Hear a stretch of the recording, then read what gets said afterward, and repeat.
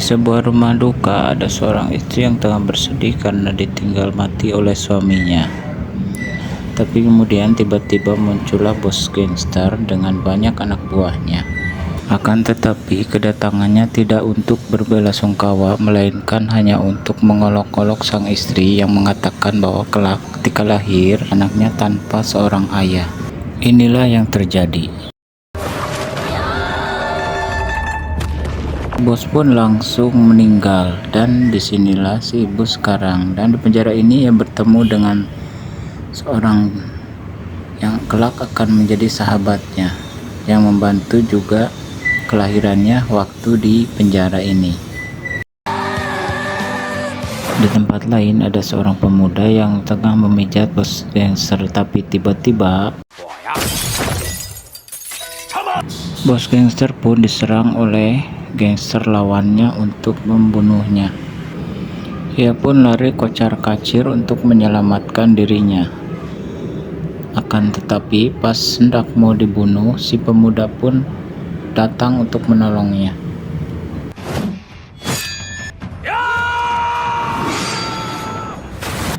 Begitu anak buah bos datang, mereka pun dibuat bingung dan bengong karena semuanya sudah dikalahkan oleh si pemuda tersebut.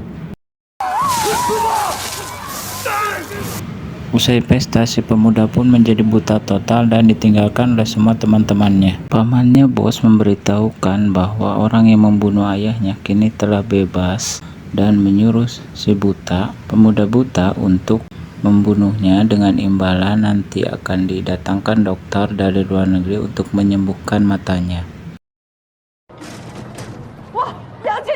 Sesudah bebas, si ibu pun menemui temannya dan menanyakan bagaimana tentang anaknya yang menurut peraturan penjara anak umur 2 bulan harus dikeluarkan dari penjara dan dititipkan ke panti asuhan.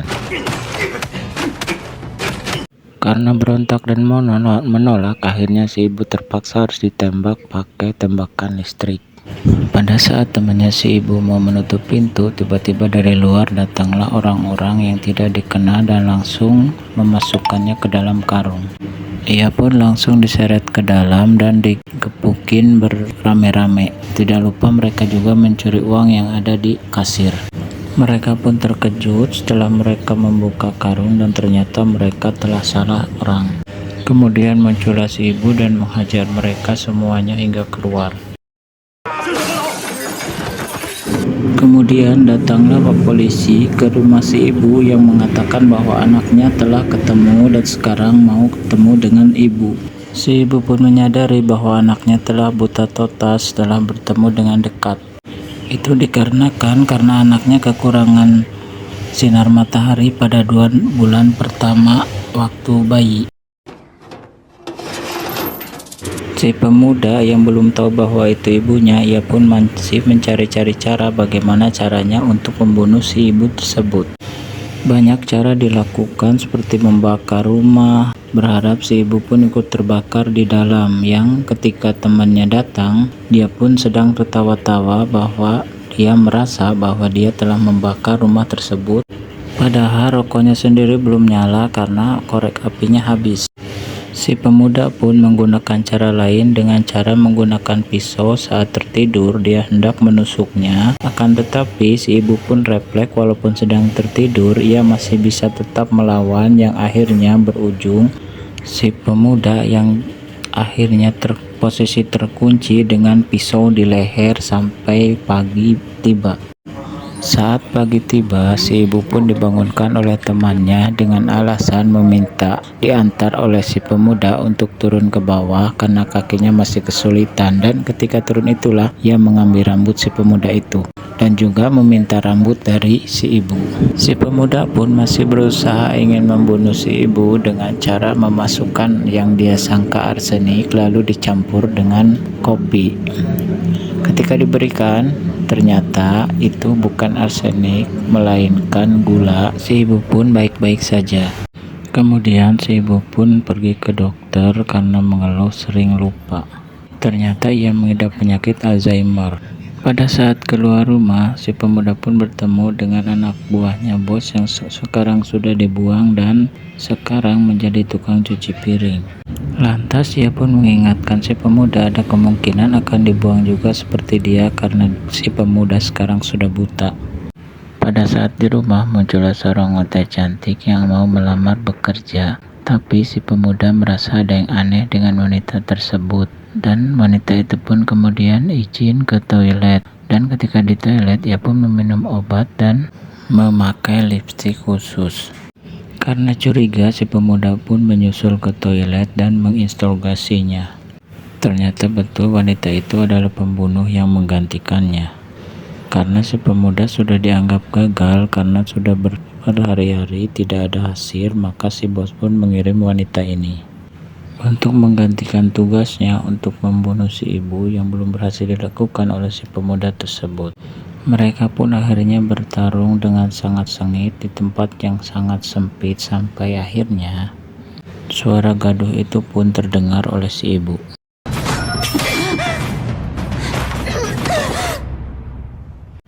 Dan pada saat si ibu membuka pintu, si ibu pun kaget dengan posisi kaki si wanita yang ada di pundak si pemuda tersebut. Si ibu pun lantas menyuruh si pemuda untuk menurunkan kaki wanita tersebut, tapi tiba-tiba wanita itu mencium si pemuda. Si pemuda pun langsung jatuh lemas karena dia sudah terkena dengan lipstik khusus yang dipakai oleh si wanita tersebut. Pada saat si ibu terdesak, si pemuda pun merangkak untuk mengambil jarum yang terletak di atas lalu ia menjatuhkannya dan mencoba mengambilnya dengan lidah dan memasukkannya ke dalam tangannya hingga ia pun bisa kembali normal. Kemudian datanglah si botak yang ternyata masih temannya wanita tersebut, dan ia pun langsung membantu wanita itu.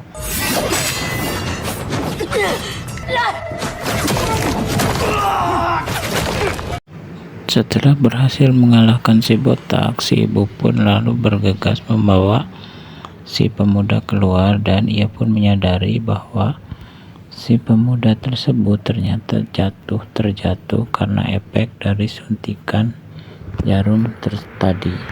Lantas si ibu pun bergegas membawa si pemuda tersebut ke rumah sakit untuk diobati secepatnya. Pada saat di rumah sakit, temannya si ibu pun menanyakan kepada suster apakah hasil tes DNA-nya sudah keluar atau belum, dan si suster pun mengambilnya. Pada saat temannya si ibu ke toilet, datangnya suster yang mengantarkan hasil tes DNA, dan betapa kagetnya si ibu, ternyata anak yang dicarinya adalah pemuda buta yang selama ini bersamanya. Pada saat pulang, penyakit Alzheimer si ibu pun kambuh, dan si pemuda pun langsung menelepon bosnya untuk mengantarkan orang ke sana, dan mereka pun akhirnya diculik dengan menggunakan mobil dan dikarungi. Pada saat si bos mendekati karung, inilah yang terjadi.